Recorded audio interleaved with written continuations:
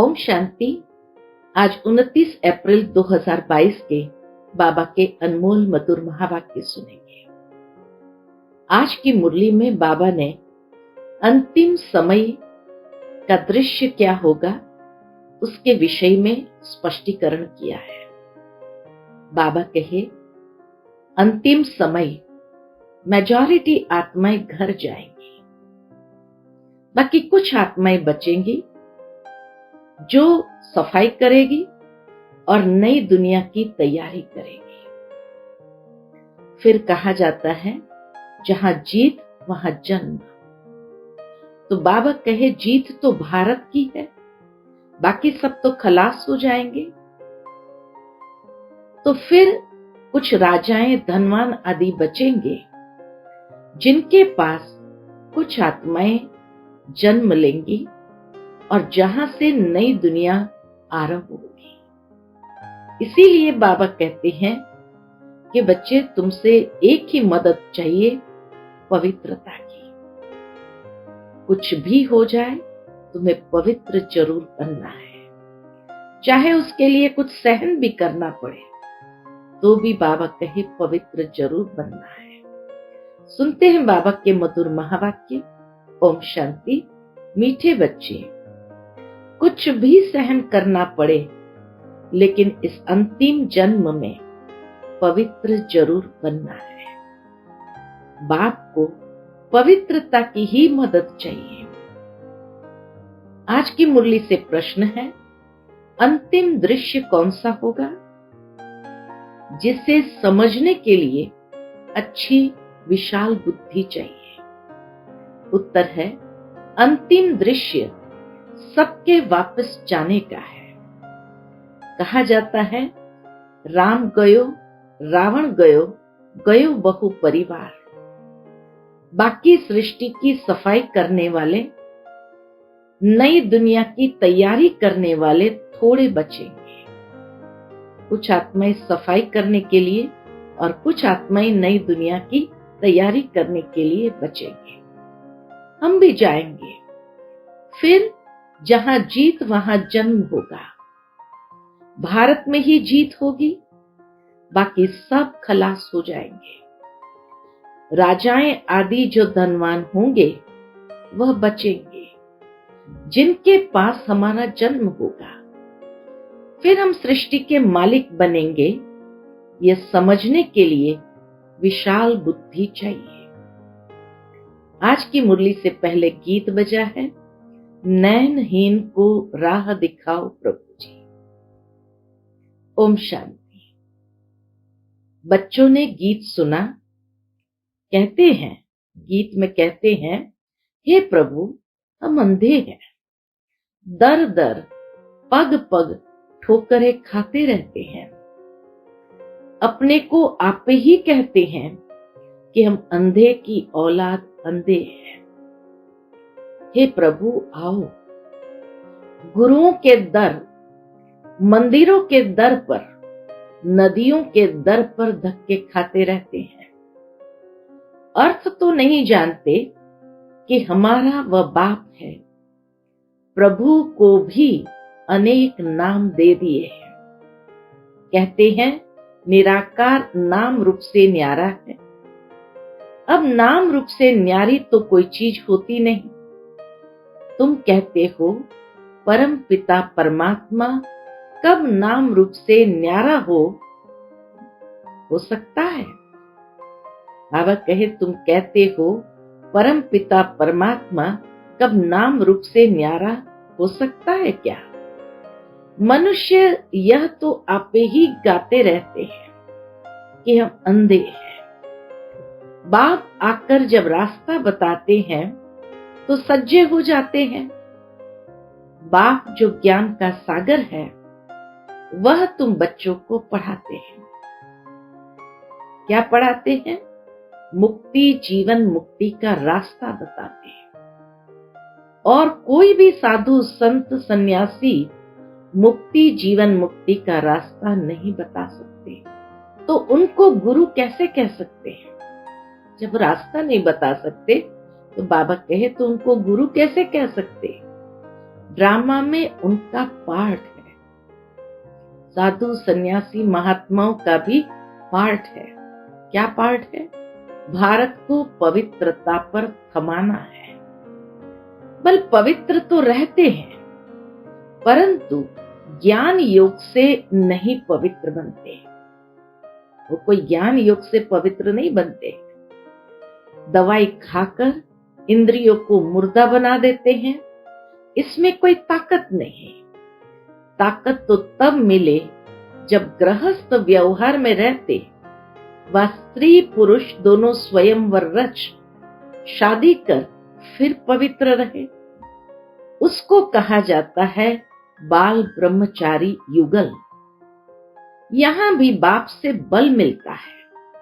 ऐसे बाल ब्रह्मचारी युगलों को बाप से बल मिलता है।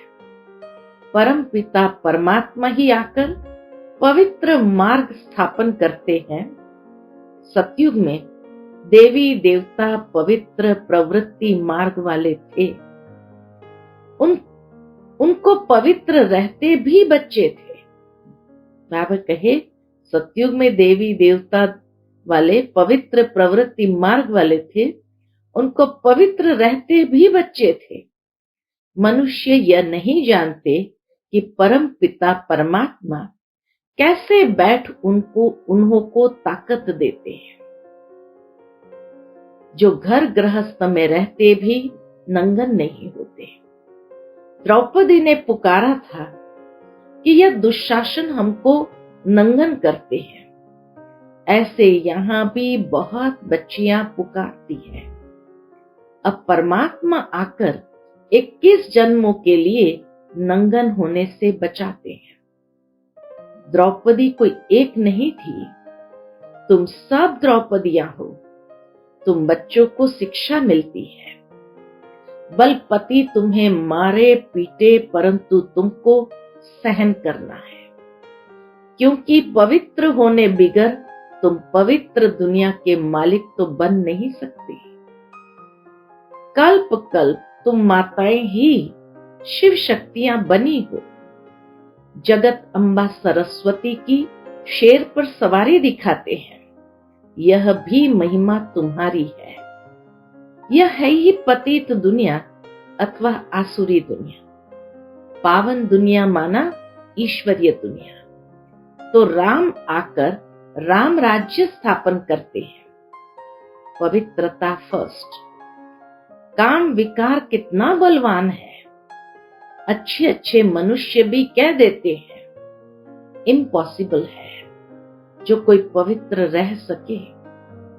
अरे बाबा कहे, अरे सतयुग में देवी देवताएं संपूर्ण निर्विकारी थे। तुम महिमा गाते हो, आप सर्वगुण संपन्न हो, हम नीच पापी है, तो उनको बनाने वाला कोई तो होगा ना। बाप ने संगम युग पर आकर के सतयुग की स्थापना की है। बाप ही आकर आसुरी दुनिया को दैवी दुनिया बनाते हैं।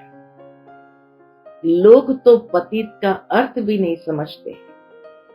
अरे तुम पुकारते हो कि हम सब पतित हैं। हे पतित पावन आओ। भारत पवित्र था तो डबल सिरताज था। अब तुम हर एक की बायोग्राफी को भी जानते हो। सभी देवी देवताओं के बायोग्राफी को भी जानते हो। अब तुम बाप के बने हो। तुमको गॉड फादर ही बुद्धि में याद आता है। वह बाप निराकार है, परम धाम में रहने वाले हैं।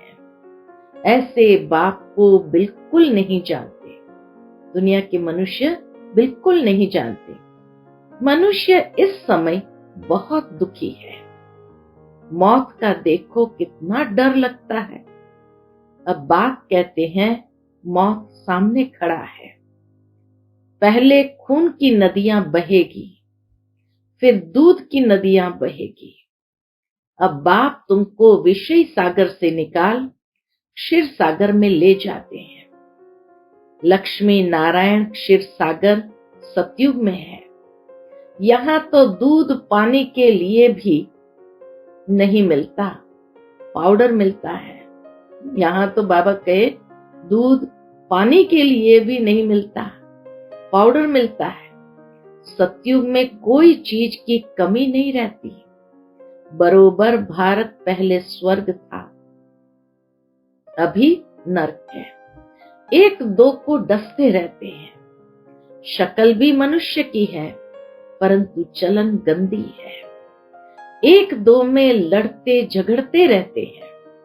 है ही पाप आत्माओं की दुनिया, तो सदाचारी कहां से आए? कोई ने दान पुण्य किया तो सदाचारी हो गया क्या? दुनिया में समझते हैं थोड़ा सा दान पुण्य किया तो ये सदाचारी हो गए। अभी तो सब रावण की मत पर है। देवताएं कितने पवित्र सुखी थे। राम राज्य और रावण राज्य किसको कहा जाता है, यह भी भारतवासी नहीं जानते हैं। राम राज्य चाहते हैं, परंतु वो कौन स्थापन करते हैं, ये नहीं जानते। इस समय मनुष्य को जो पैसा दो तो उससे पाप ही करते रहते हैं।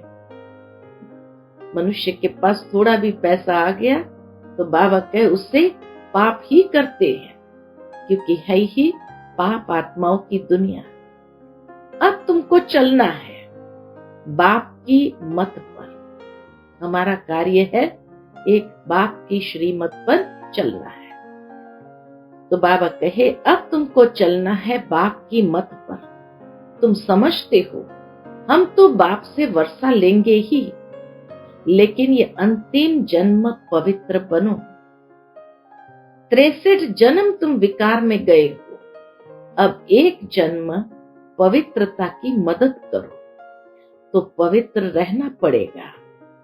कृष्ण गोरा था, फिर काम चिता पर बैठने से अब श्याम बने हैं, फिर ज्ञान चिता पर बैठने से गोरा स्वर्ग का मालिक बनते हैं।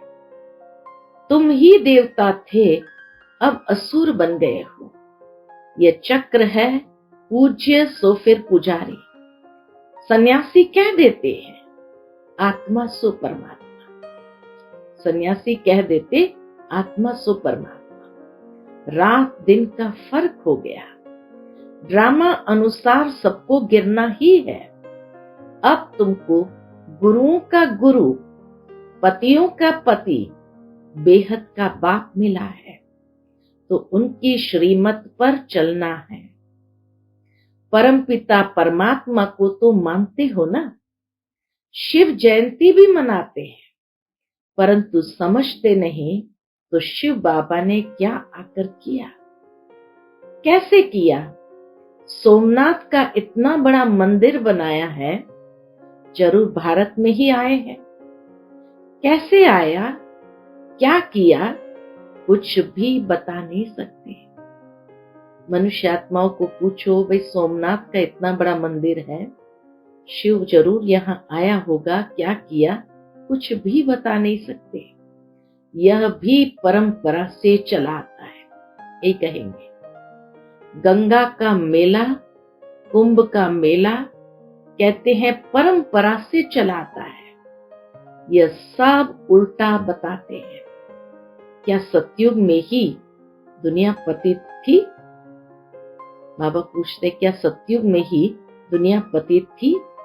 जो कुछ बताते हैं अर्थ कुछ भी नहीं समझते।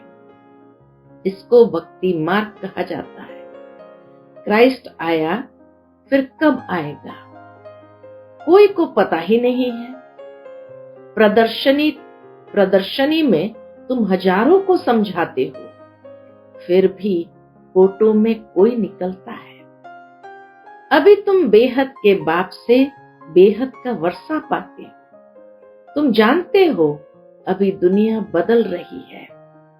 तुम कहते हो कि हम सन्यासियों को भी पवित्र रहकर दिखाएंगे। आगे चलकर वे लोग भी मानेंगे कि इन्हों को शिक्षा देने वाला परम पिता परमात्मा है। तुम सिर्फ ये सिद्ध कर बताओ कि बाप सर्वव्यापी नहीं है। बस ये मुख्य बात बाबा कहे, सिद्ध करके बताओ। गीता श्री कृष्ण ने नहीं गाई है, तो उनकी एकदम आबरू चट हो जाए। ये सब पिछाड़ी में होगा। तुम बच्चे अभी समझते हो परम पिता परमात्मा हमारा बाप है। पहले सूक्ष्म वतन में ब्रह्मा विष्णु शंकर यह रचना रचते हैं। ब्रह्मा है प्रजापिता, ब्रह्मा ही ब्राह्मण पैदा करते हैं। ब्राह्मण वर्ण है सबसे ऊंचा। शिव बाबा के मुख वंशावली ब्राह्मण, वह है कुक वंशावली। बाप की श्रीमत पर चलने से तुम पावन बनने वाले हो। देहधारियों को भूल जाना है। मेहनत है ना। अभी नाटक पूरा होता है। जो भी एक्टर्स है सब चले जाएंगे, बाकी थोड़े रहेंगे। राम गयो, रावण गयो, गयो बहु परिवार, बाकी बचेंगे कौन? दोनों तरफ के थोड़े थोड़े ही बचेंगे, बाकी सब वापस चले जाएंगे। राम और रावण दोनों तरफ के थोड़े थोड़े ही बचेंगे, बाकी सब वापस चले जाएंगे। फिर मकान आदि बनाने वाले, सफाई करने वाले भी बचते हैं।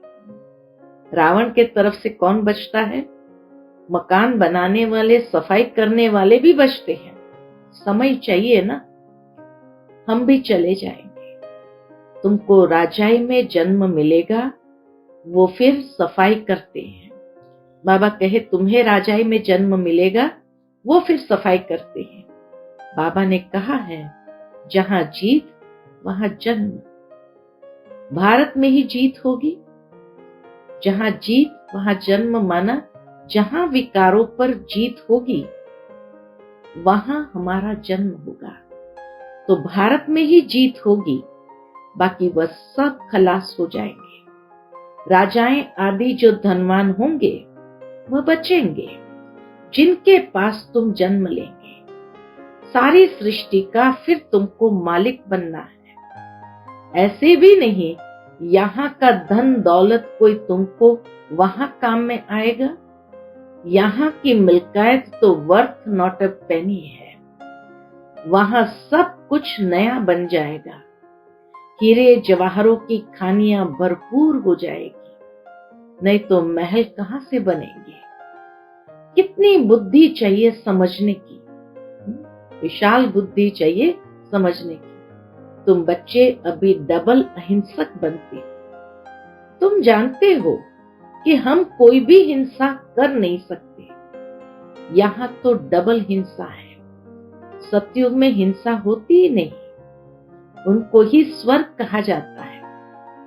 बाप कहते हैं तुम समझते हो ना, यह ज्ञान शाहूकारों के लिए मुश्किल है। बाबा है गरीब निवास, शिव बाबा तो दाता है। ये मकान आदि भी सब तुम्हारे लिए ही है। विश्व का मालिक तुमको ही बनाता हूं, तो फिर मैं नए मकान में क्यों बैठूं? बाबा कितना निर्माणता से कहते हैं, विश्व का मालिक तुमको ही बनाता हूं, तो फिर मैं नए मकान में क्यों बैठूं? ये बाबा कहे हम तो नहीं बैठेंगे। इसीलिए बाबा पुराने घर में ही रहे। बाबा कहते हैं मैं नहीं बैठता तो तुम कैसे बैठेंगे? शिव बाबा कहते हैं मैं अभोक्ता असोचता। अभोक्ता असोचता का अर्थ क्या है?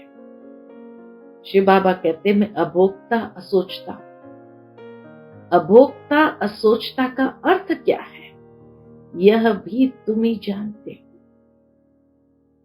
अच्छा, मीठे मीठे सिकिलदे बच्चों प्रति माता पिता बाप दादा का याद प्यार और गुड मॉर्निंग। रूहानी बाप की रूहानी बच्चों को नमस्ते। हम सब रूहानी बच्चों की रूहानी माता पिता बाप दादा को याद प्यार, गुड मॉर्निंग और नमस्ते नमस्ते। शुक्रिया बाबा, शुक्रिया। आज की मुरली से धारणा के लिए मुख्य सार है। पहली पॉइंट, अब नाटक पूरा हो रहा है, वापस घर चलना है, इसलिए पावन जरूर बनना है। कोई भी देहधारी को याद नहीं करना है। दूसरी पॉइंट, बाप से बल लेकर इस अंतिम जन्म में स्त्री पुरुष साथ रहते भी पवित्र बनकर दिखाना है। बेहद का बाप मिला है तो उनकी श्रीमत पर जरूर चलना है। आज का बाप दादा का मधुर वरदान हम बच्चों के प्रति है, अपने देवताई संस्कारों को इमर्ज कर दिव्यता का अनुभव करने वाले व्यर्थ से इनोसेंट अविद्या स्वरूप भव। अपने देवताई संस्कारों को इमर्ज कर दिव्यता का अनुभव करने वाले व्यर्थ से इनोसेंट अविद्या स्वरूप भव। जब आप बच्चे अपने सतयुगी राज्य में थे तो व्यर्थ व माया से इनोसेंट थे, इसीलिए देवताओं को सेंट व महान आत्मा कहते हैं। तो अपने वही संस्कार इमर्ज करो, व्यर्थ के अविद्या स्वरूप बनो। समय, श्वास, बोल, कर्म सब में व्यर्थ की अविद्या अर्थात इनोसेंट। जब व्यर्थ की अविद्या होगी तब दिव्यता स्वतः और सहज अनुभव होगी। इसलिए यह नहीं सोचो कि पुरुषार्थ तो कर रहे हैं, लेकिन पुरुष बन इस रथ द्वारा कार्य कराओ। एक बार की गलती दोबारा रिपीट न हो। आज का स्लोगन है, रूहानी गुलाब वह है जो कांटों के बीच में रहते भी न्यारे और प्यारे रहते हैं। रूहानी गुलाब वह है जो कांटों के बीच में रहते भी न्यारे और प्यारे रहते हैं। उसके बाद मातेश्वरी जी के अनमोल महावाक्य है। कई मनुष्य प्रश्न पूछते हैं कि क्या सबूत है कि हम आत्मा है। अब इस पर समझाया जाता है, जब हम कहते हैं अहम आत्मा, उस परमात्मा की संतान है। अब यह है अपने आप से पूछने की बात। हम आत्मा उस परमात्मा की संतान है। अब यह है अपने आप से पूछने की बात। हम जो सारा दिन में मैं कहता रहता हूं, वो कौन सी पावर है? मैं करने वाली कौन है? और फिर जिसको हम याद करते हैं वो हमारा कौन है? जब कोई को याद किया जाता है तो जरूर हम आत्माओं को उन्हों द्वारा कुछ चाहिए। हर समय उनकी याद रहने से ही हमको उस द्वारा प्राप्ति होगी। देखो, मनुष्य जो कुछ करता है जरूर मन में कोई न कोई शुभ इच्छा अवश्य रहती है। कोई को सुख की, कोई को शांति की इच्छा है। तो जरूर जब इच्छा उत्पन्न होती है तो अवश्य कोई लेने वाला है और जिस द्वारा वो इच्छा पूर्ण होती है वो अवश्य कोई देने वाला है। इच्छा मन में उत्पन्न हुई, लेकिन वो इच्छा जो उत्पन्न हुई तो लेने वाला भी है और कोई पूर्ण करने वाला भी है। तभी तो उनको याद किया जाता है। अब इस राज को पूर्ण रीति से समझना है। वह कौन है? यह बोलने वाली शक्ति मैं स्वयं आत्मा हूं, जिसका आकार ज्योति बिंदु मिसल है। जब मनुष्य स्थूल शरीर छोड़ता है तो वो निकल जाती है, बल इन आंखों से नहीं दिखाई पड़ती है। अब इससे सिद्ध है कि उसका स्थूल आकार नहीं है। आत्मा का कोई स्थूल आकार नहीं है, नहीं तो आंखों से दिखाई पड़ता था। परंतु मनुष्य महसूस अवश्य करते हैं कि आत्मा निकल गई, तो हम उसको आत्मा ही कहेंगे जो आत्मा ज्योति स्वरूप है। तो अवश्य उस आत्मा को पैदा करने वाला परमात्मा भी उसके ही रूप मुआफिक होगा। जो जैसा होगा उनकी पैदाइश भी वैसी होगी। फिर हम आत्माएं उस परमात्मा को क्यों कहते हैं कि वो हम सर्व आत्माओं से परम है? क्योंकि उनके ऊपर कोई भी माया का लेप छेप नहीं है। बाकी हम आत्माओं के ऊपर माया का लेप छेप अवश्य लगता है, क्योंकि हम जन्म मरण के चक्र में आती हैं। अब यह है आत्मा और परमात्मा में फर्क कि हम जन्म मरण में आते हैं, लेप छेप माया का लगता है। परमात्मा इस चक्र में नहीं आते, न लेप छेप लगता है। अच्छा, ओम शांति।